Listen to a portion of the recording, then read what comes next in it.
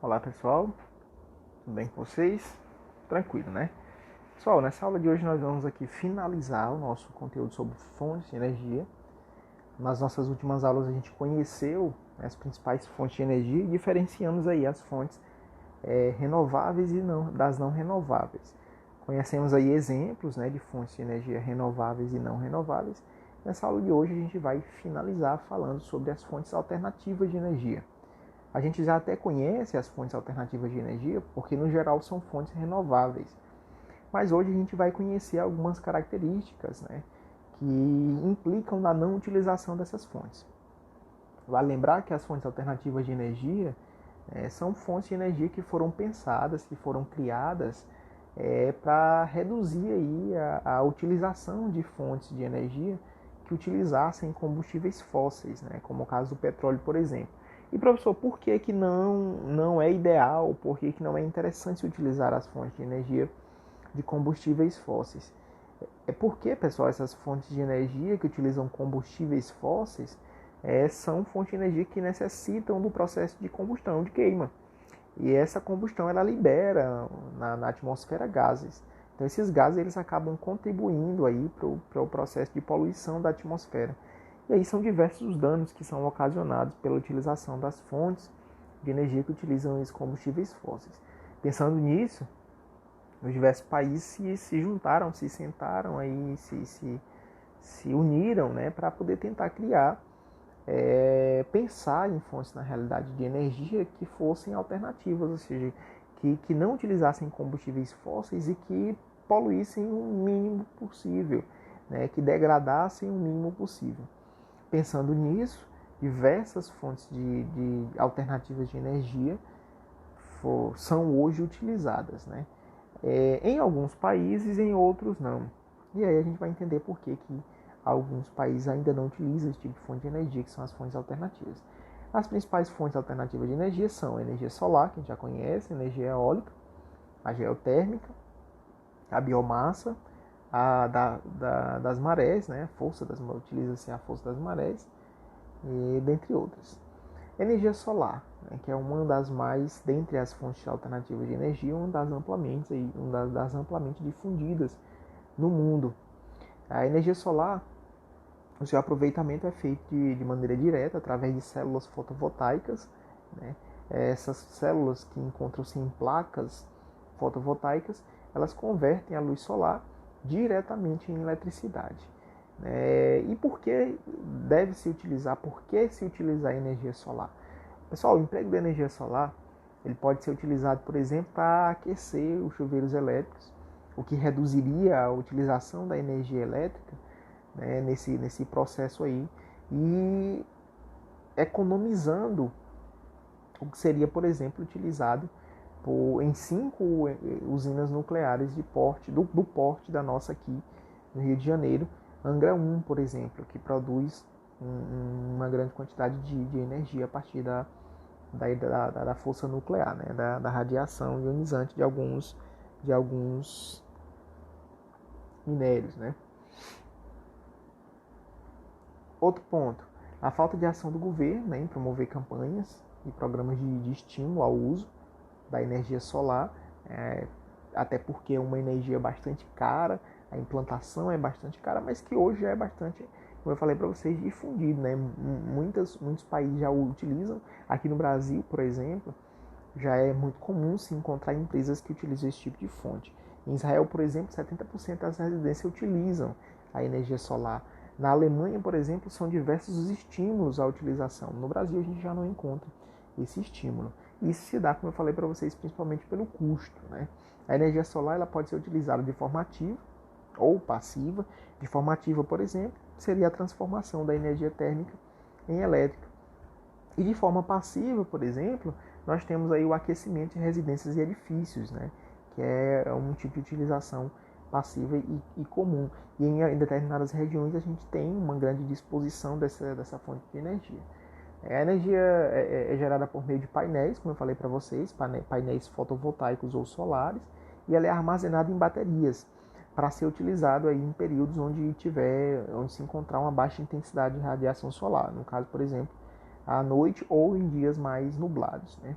A conversão ela é possível porque os fótons, né, que são raios emitidos pela luz solar, eles vão incidir nos átomos de silício que se encontram nas placas fotovoltaicas e vão emitir aí elétrons, gerando assim a passagem de corrente elétrica que é armazenada nas baterias.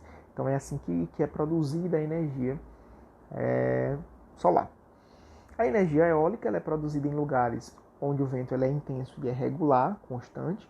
Os maiores exploradores dessa fonte de energia, dessa fonte alternativa de energia, são os Estados Unidos, a China, a Índia, a Grécia, a Dinamarca e a Holanda são os principais. Aqui no Brasil, como eu falei para vocês, hoje ela já é bastante utilizada, mas também é muito cara, né? É uma fonte de energia muito cara e que também gera um grande nível de ruído, né? Nos locais onde há instalação dessas usinas. Portanto, elas geralmente são instaladas em locais mais distantes, mais afastados. Elas causam também um pouco de degradação. Um dos empecilhos, por exemplo, é a morte da fauna de alguns locais, né? De pássaros, por exemplo, durante o período migratório, que acabam se chocando contra as hélices desses geradores aí. Um dos empecilhos, como eu falei para vocês, é o custo, né? O alto custo, ela é bastante cara, né? E elas representam em torno de 60% a 70% mais do que aquela gerada em usinas hidrelétricas, mais do que aquela quantidade de energia gerada em usinas hidrelétricas.